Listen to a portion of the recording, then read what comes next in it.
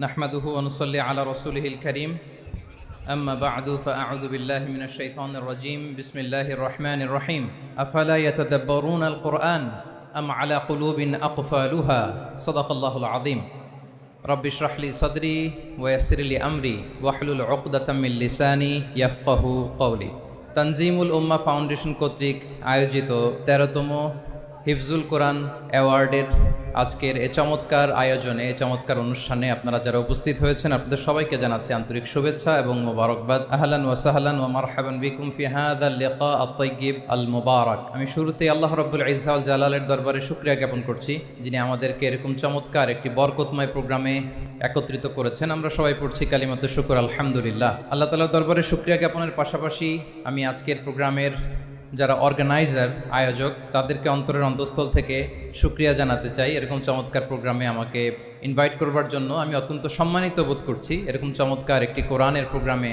অংশগ্রহণ করার সুযোগ পেয়ে আজকের প্রোগ্রামে উপস্থিত আছেন তানজিমুল উম্মাহ ফাউন্ডেশনের সম্মানিত পরিচালনা পর্ষদ, উপস্থিত আছেন তানজিমুল উম্মাহ ফাউন্ডেশনের সম্মানিত শিক্ষকবৃন্দ, শুভাকাঙ্ক্ষীবৃন্দ, অভিভাবক মণ্ডলী এবং হেফস কমপ্লিট করা শিক্ষার্থী বন্ধুরা, সাংবাদিক বন্ধুরা, ভলান্টিয়ার্স, আমি সবাইকে আবারও অন্তরের অন্তঃস্থল থেকে শুভেচ্ছা জানিয়ে শুরু করছি। শুরুতে আমি আজকের প্রোগ্রামের যারা মধ্যমণি, যারা হুফাজুল কোরআন, যারা অ্যাওয়ার্ড রিসিভ করেছে তাদেরকে আমি অফিসিয়ালি কংগ্রেচুলেট করতে চাই, অভিনন্দন জানাতে চাই যে তোমরা অনেক বড় একটি অর্জন ইতিমধ্যে সম্পন্ন করেছো, আলহামদুলিল্লাহ। এটা একটা হিউজ মাইলস্টোন। এটা যে কত বড় একটা নেয়মা বা সৌভাগ্য এটা কল্পনা করা যায় না। যে কোরআনকে বলা হয় এটা বিয়ন্ডলেস, বাউন্ডলেস, বটমলেস, মহাবিশ্বের মহাবিশ্বয় মহাগ্রন্থ আল কোরআন আল কারিমকে তোমরা তোমাদের সিনায় ধারণ করেছো। এটা অনেক বড় সৌভাগ্যের একটা ব্যাপার। আল্লাহ তাআলা ইরশাদ করছেন, ইন্না নাহনু নাজ্জালনা যিকরা ওয়া ইন্না লাহু লাহাফিজুন। নিশ্চয় আমি এই কোরআনকে নাজিল করেছি এবং এই কোরআন আল করিমকে সংরক্ষণের দায়িত্ব আমি নিজেই নিয়েছি। কোরআন আল করিমকে পৃথিবীতে প্রিজার্ভ করা বা সংরক্ষণ করা এটা আল্লাহ তাআলা তোমাদের মাধ্যমে করেছে। আলহামদুলিল্লাহ সুম্মা আলহামদুলিল্লাহ। এটা অনেক বড় সৌভাগ্যের ব্যাপার এবং সবার নসিবে এটা থাকে না। যাদেরকে আল্লাহ তাআলা পছন্দ করেন, যারা চুজেন পার্সোনালিটি টু আল্লাহ সুবহানাহু ওয়া তাআলা, শুধুমাত্র কেবলমাত্র একমাত্র তাদেরকেই আল্লাহ তাআলা এই সৌভাগ্য দান করেন। তো এই যে মাইল ফলক তোমরা স্পর্শ করেছো এটা তোমাদের জীবনের অনেক বড় একটা অর্জন এবং নানা ধরনের খুশ নসিব তোমাদের ব্যাপারে ঘোষিত হয়েছে হাদিসে। আল মাহিরু বিল কোরআন মা আসসাফারাতিল কিরামিল বারারা ইকরা ওয়ারতাকি ওয়ারাত্তিল কামা কুনতা তুরাত্তিলু ফিদ দুনিয়া ফাইন্না মানজিলাতাকা ফি আখিরি আয়াতিন তাকরাউহা। আজকের এই অ্যাওয়ার্ড গিভিং সেরিমনিতে এসে তোমাদের কত ভাল লাগছে। সবার চেয়ে তোমরা আলাদা, স্পেশাল পোশাক তোমাদের জন্য ক্রেস্ট দেয়া হয়েছে, সামনে এসে ফটো সেশনে অংশগ্রহণ করছো। এর চেয়েও অনেক বড় একটা কনফারেন্সে, এর চেয়েও অনেক বড় একটা কনভেনশন হলে, এর চেয়ে অনেক বড় আয়োজন করে সেদিন তোমাদেরকে বলা হবে ইকরা ওয়ারতাকি ওয়ারাত্তিল কামা কুনতা তুরাত্তিলু ফিদ দুনিয়া। পড়ো, ধীর স্থিরভাবে পড়ো, যেমনি দুনিয়াতে পড়তে তার তিলের সাথে। ঠিক যতটুকু পড়বে ততটুকু করবা, আল্লাহর সান্নিধ্য তোমরা পাবে। যতটুকু পড়বে ঠিক ততটুকু জান্নাতে তোমাদের ভবনগুলো উঁচু হতে থাকবে। আল্লাহু আকবার। এখন তোমাদের কেমন ফিল হচ্ছে? এই দুনিয়াতেই যদি এত চমৎকার অ্যাওয়ার্ড গিভিং সেরিমনিতে তোমাদেরকে সম্মান দেওয়া হয়, সেদিনের সেই প্রোগ্রামে যদি তোমরা অংশগ্রহণ করতে পারো কেমন লাগবে তোমাদের? বলো, ভাল লাগবে সেদিন?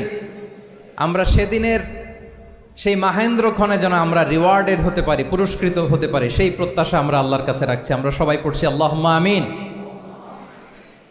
তো এই যে বিশাল এক কর্মযজ্ঞ তোমরা শেষ করেছো, আল্লাহর কালামকে তোমরা হেফজ করেছো, এখানেই শেষ নয়। This is just beginning. এটা কেবল শুরু। এটা কেবল কি? এটা কেবল শুরু।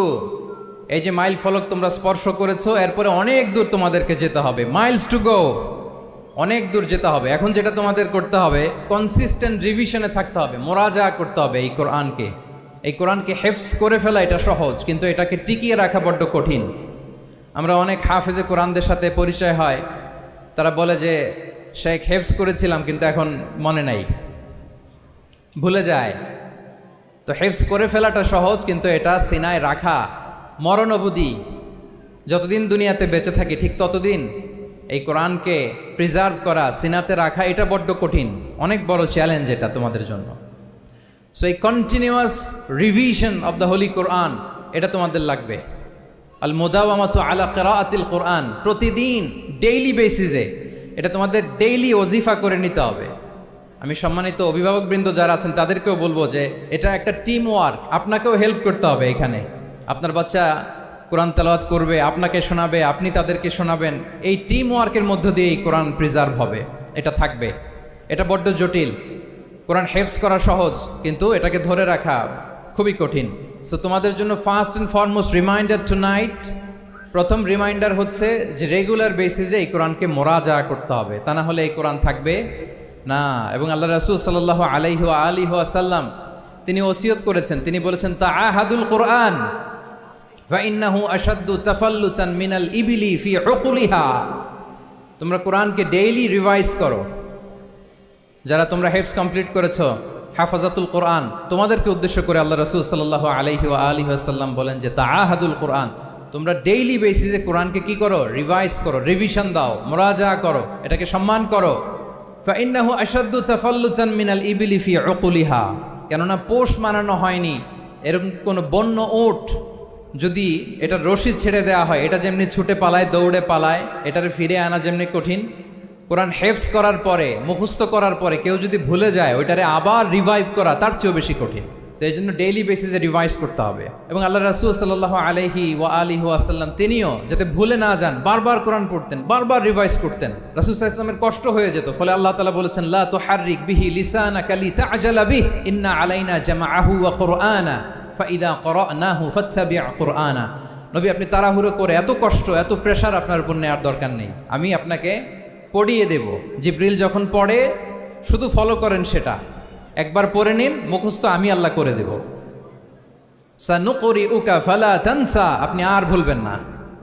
এরপরে আল্লাহ রাসূল সাল্লাল্লাহু আলাইহি ওয়া আলিহি ওয়াসাল্লাম রেগুলার বেসিসে কোরআন পড়তেন, সাহাবাদেরকে কোরআন শোনাতেন, আবার সাহাবাদের কাছ থেকে কোরআন শুনতেন।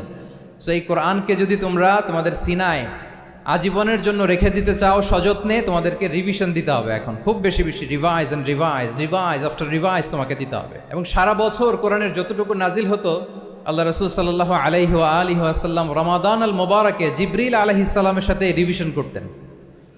সারা বছর যা নাজিল হলো, এটা আল্লাহ রাসূল সাল্লাল্লাহু আলাইহি ওয়াসাল্লাম জিবরিল আলাইহিস সালামকে শোনাতেন, আবার জিবরিল আলাইহিস সালাম আল্লাহ রাসূল সাল্লাল্লাহু আলাইহি ওয়াসাল্লামকে অতটুকু শোনাতেন। যে বছর তিনি ইন্তেকাল করবেন, ওই বছর 2 বার তিনি গোটা কোরআনকে জিবরিল আলাইহিস সালামের সামনে পেশ করেছেন, শুনিয়েছেন। আবার জিবরিল আলাইহিস সালাম 2 বার আল্লাহর হাবিব সাল্লাল্লাহু আলাইহি ওয়া আলিহি ওয়াসাল্লামকে শুনিয়েছেন। আল্লাহু আকবার। তাহলে এটাই হচ্ছে সুন্নাহ। তিনি তো পৃথিবীর প্রথম হাফেজ নাকি? আল্লাহ রাসূল সাল্লাল্লাহু আলাইহি ওয়াসাল্লাম প্রথম হাফেজ ছিলেন না? উনি রেখেছেন কিভাবে? কোরআনকে প্রিজার্ভ করেছেন কিভাবে? রিভিশনের মাধ্যমে, রিভিশন অ্যান্ড রিভিশন।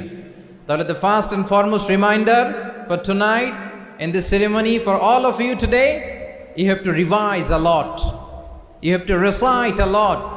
প্রতিদিন রিসাইট করতে হবে, প্রতিদিন রিভাইজ দিতে হবে। এটা আমাদের মনে থাকবে তো নাকি? শিক্ষার্থী বন্ধুরা আওয়াজ করো, মেক এ নয়েজ, মনে থাকবে ইনশাআল্লাহ বিইذনিল্লাহ। তাহলে প্রথম কাজ হচ্ছে আমাদেরকে রিভাইজ করতে হবে। পাশাপাশি এই যে 114 সূরা তোমরা এই সিনার ভিতরে নিয়ে নিলা, মুখস্থ করে ফেললা, আল্লাহ তাআলা যা বলার তিনি সব এই কোরআনে বলে দিয়েছেন, নতুন করে আর কিছু বলবেন না। এটা তো দ্য লেটেস্ট রিভিলেশন, এরপরে আর কোনো ওহী আসবে না, প্রত্যাদেশ আসবে না। ফলে আল্লাহ তাআলা আমাদেরকে যা বলার সব বলে দিয়েছেন। মুখস্থ করার বড় কাজ এখন যেহেতু শেষ, এবার আমরা বোঝার জন্য উঠে পড়ে লাগবো। কোরআনকে বুঝতে হবে আমাদের মাতৃভাষায়। এই কোরআনের মর্মবাণী, মর্মার্থ, আল্লাহ তাআলা কি ডুজ অ্যান্ড ডোন্টস আমাদের জন্য দিয়েছেন, কি করা যাবে কি করা যাবে না, সব তিনি বলে দিয়েছেন। এটা আমাদেরকে বুঝতে হবে। আমরা গত বছর একটা বই লিখেছি এক নজরে কোরআন নামে। আমরা খুব সহজে 114 সূরার সামারি, সিনপসিস এই বইটিতে নিয়ে এসেছি। ফলে কেউ কোরআনের বঙ্গানুবাদ পড়ার আগে বা তাফসির পড়ার আগে যদি এক নজর এই বইটাতে একটু চোখ বোলা, একটু গো থ্রু করে, তার জন্য কোরআন বোঝাটা একেবারে সহজ হয়ে যাবে ইনশাআল্লাহ বিইذনিল্লাহ। এই বই ছাড়াও আরো অনেক অনেক বই সম্মানিত লেখকরা তারা লিখেছেন। আমরা যেন কোরআনের সাথে নিজেদের অ্যাটাচমেন্ট বাড়াই, মাতৃভাষায় যেন আমরা কোরআনকে বুঝি, আমরা কোরআনের অনুবাদ যেন ডেইলি বেসিসে পড়ি, কোরআনের সহজ সরল যে তাফসির আছে এই তাফসিরগুলো যেন আমরা পড়ি। এটাকে বলে তাদাব্বুর। যে আয়াত দিয়ে আমি শুরু করেছি, আফালা ইয়াতাদাব্বারুনাল কুরআন আম আলা কুলুবিন আকফালুহা, আল্লাহ বলছেন তারা কি গভীর মনোযোগের সাথে কোরআন পড়বে না, উইথ ভাস্ট কনসেন্ট্রেশন, খুব ধ্যানমগ্নতার সাথে খুব মনোযোগ দিয়ে কি তারা কোরআন পড়বে না, নাকি তাদের হৃদয়ে তালা ঝুলে আছে? আমাদের হৃদয়ের জং ধরা তালা যদি আমরা খুলতে চাই, এটা আনলক করতে হবে আল কোরআন আল কারিম দিয়ে। তাহলে প্রথম রিমাইন্ডার হচ্ছে রিভিশন। আমার প্রিয় হাফেজ ভাই এবং বোনেরা, আমরা যেন রিভিশন দেই বেশি বেশি। 2 নম্বর কথা হচ্ছে আমরা যেন কোরআনের মর্মবাণী বাংলায় বুঝবার চেষ্টা করি, কোরআনের তাফসির যেন আমরা পড়ি, আমরা যেন তাদাব্বুরে কোরআন করি, কোরআনের যে রিফ্লেকশনগুলো আছে এগুলো যেন আমরা ধারণ করতে পারি। তাদাব্বুর শব্দটা বেসিক্যালি এসেছে আরবি শব্দ দুবুর থেকে। দুবুর, দুবুর শব্দের অর্থ হচ্ছে পেছন, যে কোনো জিনিসের পেছনকে বলে, আমাদের পেছনটাকেও বলে দুবুর। তো তাদাব্বুরে কোরআন মানে হচ্ছে কোরআনের যে বাহ্যিক আয়াতের যে অর্থ, এর পেছনের যে গল্পটা, পেছনের যে রহস্য, এই আয়াতের পেছনের যে রহস্য, এটাকে উদ্ঘাটন করার চেষ্টা করা, আত্মনিমগ্ন হওয়া কোরআনের রহস্য উন্মোচনের জন্য, ধ্যানমগ্ন হওয়া, খুব গভীর মনোযোগ দিয়ে with vast concentration and attention কোরআনকে পড়াকে বলে তাদাব্বুরে কোরআন। তাহলে রিভিশনের পাশাপাশি আমাদেরকে তাদাব্বুরে কোরআন করতে হবে। কি পারা যাবে তো ইনশাআল্লাহ? এই কোরআন যে তোমাদেরকে কোথায় নিয়ে যাবে তুমি জানোই না, তোমার কোনো আইডিয়াই নাই এই যে কোরআন তোমাদেরকে কোথায় নিয়ে যেতে পারে। এবং শিক্ষার্থীদের জন্য গোটা বিশ্ব খোলা, the entire world is open for you. তোমরা বিশ্ব জয় করতে পারো, তোমরা ঢাকা বিশ্ববিদ্যালয়ে যাবে, তোমরা চট্টগ্রাম বিশ্ববিদ্যালয়ে যাবে। এই যে তোমাদের এক বড় ভাই বসে আছে, ডাকসুর ভিপি সাদিক কায়েম, ঢাকা বিশ্ববিদ্যালয়ে যে আমাদের কোরআনের আলো ছড়িয়ে দেওয়ার দরকার আছে না নাই বলো? তোমরা অক্সফোর্ডে যাবে, তোমরা এমআইটিতে যাবে, তোমরা হার্ভার্ডে যাবে, আমি হার্ভার্ডে গিয়েছি, এমআইটিতে গিয়েছি, তোমরা ইয়েল ইউনিভার্সিটিতে যাবে, সেখানে যে কোরআনের আলো ছড়িয়ে দিবে ইনশাআল্লাহ, বলি সবাই। তাহলে শিক্ষার্থীদের জন্য গোটা বিশ্ব খোলা। তুমি জানোই না যে আল্লাহ তাআলা তোমাকে কোথায় নেবে। খুত্তাতুল্লাহি আ'যামু মিন খুত্তাতিকুম, আল্লাহর প্ল্যান তোমার প্ল্যানের চাইতে অনেক অনেক বড়। তুমি জানোই না যে আল্লাহ তাআলা তোমাকে দিয়ে কোন খেদমত নিতে পারে। সো আমরা যেন তাদাব্বুরে কোরআন করি, কোরআনে যে আল্লাহ জেমসগুলো দিয়েছেন এগুলোর সাথে নিজেদের অ্যাটাচমেন্ট যেন আমরা বাড়াই, একটু একটু করে যেন পড়ি। এবং সাহাবা রিদওয়ানুল্লাহি তাআলা আলাইহিম আজমাইন, ওনাদের হ্যাবিট এটাই ছিল, ওনারা তাড়াহুড়ো করে কোরআন পড়তেন না, একটু একটু করে পড়তেন। তোমাদের তো 2 বছর কিংবা 3 বছরে হেফজ শেষ হয়ে যাওয়ার কথা নাকি? তাদের কয় বছর লেগেছে হেফজ করতে? 3 বছর। আচ্ছা, তোমরা কি জানো উমরে ফারুক রাদিয়াল্লাহু তাআলা আনহু, উনি সূরা বাকারা হেফজ করতে সময় নিয়েছিলেন 12 বছর। ওনাদের অভ্যেস ছিল তারা তাদাব্বুরে কোরআন করে করে আগাতেন। 10 আয়াত পড়তেন, এটাকে মুখস্থ করতেন, এটার অর্থ বুঝতেন, এটার উপর আমল করতেন, এটাকে ধারণ করতেন, এটার উপর সাধনা করতেন, এটারে ডাইজেস্ট করা শেষ, এরপরে 10 আয়াত, আবার একই সিস্টেমে 10 আয়াত পরে এরপরে 10 আয়াত। এভাবে সূরা বাকারা শেষ করতে উনি সময় নিয়েছিলেন কয় বছর?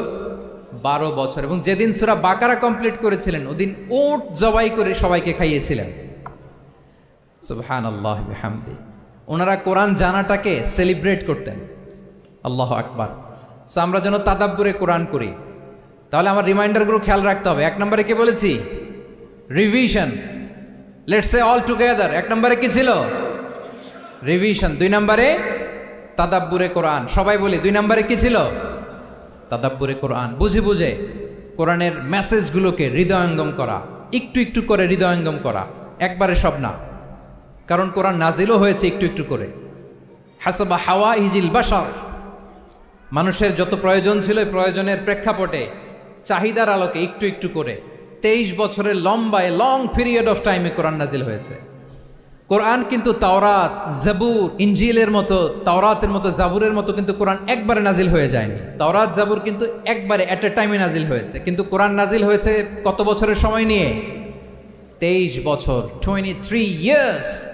23 বছরের লং পিরিয়ড অফ টাইম নিয়েছে। গারে হেরাতে প্রথমে শুরু, মক্কা থেকে প্রায় 10 কিলোমিটার উত্তর পূর্বে 634 মিটার উঁচু প্রথমে নাজিল হলো ইকরা বিসমি রাব্বিকাল্লাযী খালাক, read in the name of your lord who has created, পরে তোমার প্রভুর নামে যিনি শিখিয়েছেন। এই তো নাজিল হতে লাগলো, কখনো মক্কায়, কখনো মদিনায়, কখনো ঘরে, কখনো বাইরে, কখনো মরুভূমিতে, কখনো বাজারে, কখনো যুদ্ধের ময়দানে। রাসূল যেখানে, সাথে সাথে কোরআনও সেখানে, একটু একটু করে। আল্লাহ রাসূল সাল্লাল্লাহু আলাইহি ওয়া আলিহি ওয়াসাল্লাম উনি ওনার জীবনে, পরিবারে, সমাজে যখনই কোনো সংকটের মুখোমুখি হয়েছেন তখনই সমাধান হয়ে হাজির হয়েছে কোরআন। সুবহানাল্লাহ বিহামদিহি। যখনই সংকট তখনই কি কোরআন। যখনই কোনো প্রবলেম ফেস করেছেন, কোরআন, কারণ কোরআন হচ্ছে দ্য প্রবলেম সলভিং মেথোডোলজি। যখনই সমস্যা, সমাধান নিয়ে হাজির হয়েছে কোরআন। তাহলে আমরা যেন তাদাব্বুরে কোরআন করি। পৃথিবীর সবচাইতে ইন্টারেক্টিভ বুক এটা, একটু একটু করে নাজিল হয়েছে, খুবই জীবন ঘনিষ্ঠ। তোমরা যত পড়বে, যত রিসার্চ করবে, যত এক্সপ্লোর করবে, তত এই জ্ঞান, এই নলেজ, এই রহস্য তোমাদের কাছে ধরা দেবে। তাহলে 1 নম্বরে হচ্ছে রিভিশন, 2 নম্বরে হচ্ছে তাদাব্বুরে কোরআন, যেটা বলেছি যে এটা ইন্টারেক্টিভ বুক। যখনই রাসূল সাল্লাল্লাহু আলাইহি ওয়াসাল্লাম সমস্যার সম্মুখীন হয়েছেন, তখনই কোরআন আলোকবর্তিকা হয়ে হাজির হয়েছে। এবং কোরআনকে আল্লাহ আলো বলেছেন অনেক জায়গায়, ওয়া আনসালনা ইলাইকুম নূরাম মুবিনা, নূর বলেছেন আল্লাহ তাআলা, এটা আলোকবর্তিকা। কিতাবুন আনসালনাহু ইলাইকা লিতুখরিজান নাসা মিনাজ যুলুমাতি ইলান নূর, অন্ধকারাচ্ছন্ন মানুষগুলোকে আলোর পথে নেয়ার জন্য আল্লাহ তাআলা এই কিতাবকে পাঠিয়েছেন, ক্রাইটেরিয়ান করে পাঠিয়েছেন। এই কোরআনের সাথে যদি আমার প্রিয় শিক্ষার্থী বন্ধুরা তোমাদের অ্যাটাচমেন্ট গড়ে ওঠে, সারা জীবনের জন্য তুমি safe. It's a criterion. Quran পড়লে, কোরআন জানলে কোনটা সত্য কোনটা মিথ্যা কোরআনের লেন্স দিয়ে তুমি পরখ করতে পারবে। এটাকে আল্লাহ তাআলা বলেছেন আল ফুরকান, তাবারাকাল্লাযী নাযালাল ফুরকানা আলা আবদিহি লিয়াকুনা লিল আলামিনা নাযীরা। ফুরকান মানে the criterion, it differentiates between right and wrong. কোনটা সত্য কোনটা মিথ্যা, কোনটা ভালো কোনটা মন্দ, এটা কোরআনের লেন্স দিয়ে যদি তুমি পরখ করো, তোমার জন্য গোটা বিশ্বটা সহজ হয়ে যাবে। কোনটা সত্য তুমি সহজেই বুঝতে পারবে। তাহলে আমরা ডেইলি বেসিসে রিভিশন দিব, আমরা কোরআনের সাথে নিজেদের অ্যাটাচমেন্টকে বাড়াবো। রেগুলার বেসিসে আমরা তাদাব্বুরে কোরআন করব। কি করব? তো ইনশাআল্লাহ সবাই একসাথে আওয়াজ করে পড়ে ইনশাআল্লাহ। বিশাল এক কর্মযজ্ঞ তোমরা শেষ করেছো, এবার নতুন কর্মযজ্ঞের পথে তোমরা হাঁটবে। কোরআন তোমরা মেমোরাইজ করেছো এবং এখন জ্ঞানের অন্যান্য যে ব্রাঞ্চ আছে, শাখা প্রশাখা আছে, সেগুলোতে তোমরা বিচরণ করবে। জ্ঞানার্জনের একটা মূলনীতি তোমাদের সাথে আজকের এই প্রোগ্রামে শেয়ার করে আমি আমার সংক্ষিপ্ত আলোচনা শেষ করব। ইসলামিক জ্ঞান হোক কিংবা কনভেনশনাল জ্ঞান হোক, জ্ঞানার্জনের জন্য 3টা বিষয় অপরিহার্য, এটা আমাদের খেয়াল রাখতে হবে। 1 নম্বর হচ্ছে বিনয়, 2 নম্বর হচ্ছে সফর, 3 নম্বর হচ্ছে সবর। এবার আমি জিজ্ঞেস করি, তোমাদের মুখ থেকে আমি শুনতে চাই, বলো জ্ঞানার্জনের জন্য অপরিহার্য বিষয় কয়টা? 1 নম্বরে বিনয়, 2 নম্বরে সফর, 3 নম্বরে সবর। এই 3টাই লাগবে। বিনয়ী হইতে হবে, ডাউন টু আর্থ হইতে হবে। বিনয়ী না হলে, মুতাওয়াদি না হলে আল্লাহ তাআলা এলেমের নূর দিয়ে ওই ব্যক্তিকে ধন্য করেন না। বিনয়ী হইতে হবে। বলা যাবে না যে আমি সব শিখে ফেলছি, আমি সব জানি, আসলে কিছুই জানি না, আসলে কিছুই জানি না। অনেক পড়াশোনা করার একটা বড় সুবিধা হচ্ছে আমি যে কিছুই জানি না এটা জানা যায়। যারা অনেক পড়াশোনা করে, গভীর জ্ঞান অর্জন করে, অনেক পড়াশোনা করার একটা বড় ফায়দা হচ্ছে যে এটা জানা যায় সব শেষে যে আমি কিছুই জানি না। আবুন নওয়াস একটা চমৎকার কবিতা লিখেছেন। উনি বলেছেন, ফাকুল লিমান ইয়াদঈ ফিল ইলমি ফালসাফাতান হাফিজতা শাইআন ওয়া গাবাত আনকা আশিয়াউ। যে বলে যে আমি সব জানি, তুমি তার বৃদ্ধাঙ্গুলি দেখিয়ে বলা তুমি কিছুই জানো না, তুমি অল্প কিছু জেনেছ। মহাবিশ্বের অনেক রহস্য তোমার কাছে এখন অধরা, এখনো অধরা, অজানা। ওয়া ফাওকা কুল্লি যী ইলমিন আলিম, জ্ঞানীর উপরও জ্ঞানী আছে, জাননেওয়ালার উপরও জাননেওয়ালা আছে। তাহলে বিনয় যেন আমাদের পোশাক হয়, আমরা যেন বিনয়ী হই। আমরা যার কাছ থেকে নলেজ নিব, ইলম নিব, তার কাছে বিনয়ী হইতে হবে। যেই পাত্রে পানি ঢালবো এটা থাকবে নিচে, আর যেই গ্লাস থেকে ঢালা হবে ওইটা থাকে উপরে। মুসা আলাইহিস সালাম একবার বনি ইসরাইলের মাঝে আলোচনা করছিলেন। হঠাৎ এক লোক বলে যে ইয়া নবী আল্লাহ মান আ'লামু ফিল আরদ, বর্তমান পৃথিবীতে সবচেয়ে বড় জ্ঞানী কে? তো মুসা আলাইহিস সালাম বলে ফেললেন আনা, আমি সবচেয়ে বড় জ্ঞানী। এটা ভুল বলেন নাই, কারণ যাকে আল্লাহ তাআলা ওহির জ্ঞানে ধন্য করেন তিনিই তো সবচেয়ে বড় জ্ঞানী। তো আল্লাহ তাআলা এই রেসপন্সটা, এই আনসারটা পছন্দ করেন না। আল্লাহ তাআলা চাচ্ছিলেন মুসা আলাইহিস সালাম যদি বলতো যে আল্লাহই ভালো জানে বা আল্লাহু আ'লাম, আল্লাহই সবচেয়ে জ্ঞানী, এটা আল্লাহ পছন্দ করতেন। তো উনি যখন বলে ফেলছেন আমি, আল্লাহ বলে না মুসা, তুমি যে বলে ফেললে আমি সবচেয়ে বড় জ্ঞানী, তুমি তো সবচেয়ে বড় জ্ঞানী নও, তোমার চেয়েও বড় জ্ঞানী আছে। শুনে তো মুসা আলাইহিস সালাম অবাক, কি আমার চেয়েও বড় জ্ঞানী কোথায়? আল্লাহ বললেন ইযহাব ইলা মাজমাইল বাহরাইন, 2 সাগরের মিলনস্থলে যাও, ওখানে আমার এক বান্দা আছে ইসমুহু খাদির। ওই খাদির, যারে আমরা বাংলায় খিজির বলি আর কি, এই খিজির তোমার চেয়েও জ্ঞানী। আল্লাহু আকবার। আপনারা সূরা কাহাফের তাফসীর পড়লে জানতে পারবেন। গেলেন, নৌকার মধ্যে বসা, হঠাৎ একটা চড়ুই পাখি এসে সাগরের পানি খাচ্ছে। অনেক, to make the long story short, বড় স্টোরিকে আমি ছোট করে বলছি। দুইজন নৌকায় বসা, একটা চড়ুই পাখি এসে সাগরের পানি খায়। তো খিজির আলাইহিস সালাম বললেন, মুসা, চড়ুই পাখিটা দেখতে পাচ্ছ? মুসা আলাইহিস সালাম বললেন, হ্যাঁ দেখতে পাচ্ছি। চড়ুই পাখি যে পানি খেলো এইমাত্র, এটা দেখেছো? হ্যাঁ দেখেছি। পানি খাওয়ার কারণে চড়ুই পাখির চঞ্চুতে, মানে ঠোঁটে যে একটু সাগরের ছিটে ফোটা পানি লেগেছে, দেখেছো? মুসা আলাইহিস সালাম বললেন, হ্যাঁ দেখেছি। তো খিজির আলাইহিস সালাম বললেন, এই যে সাগর থেকে, মহাসাগর থেকে পানি খাওয়ার কারণে চড়ুই পাখির ঠোঁটে সামান্য সাগরের ছিটে ফোটা পানি যতটুকু ঠোঁটে লেগে আছে, এটা হচ্ছে তোমার, আমার আর মহাবিশ্বে আমরা যারা আছি সবার জ্ঞান। আর এই পড়ে থাকা মহাসাগরের পানি হচ্ছে আল্লাহর জ্ঞান। চড়ুই পাখির ঠোঁটে লাগা পানি তোমার, আমার আর পৃথিবীর সবার, আমাদের যে জ্ঞান আল্লাহ দিয়েছেন এটা। আর মহাসাগরের পানিগুলো কার জ্ঞান? ওয়ামা উতীতুম মিনাল ইলমি ইল্লা কালিলা।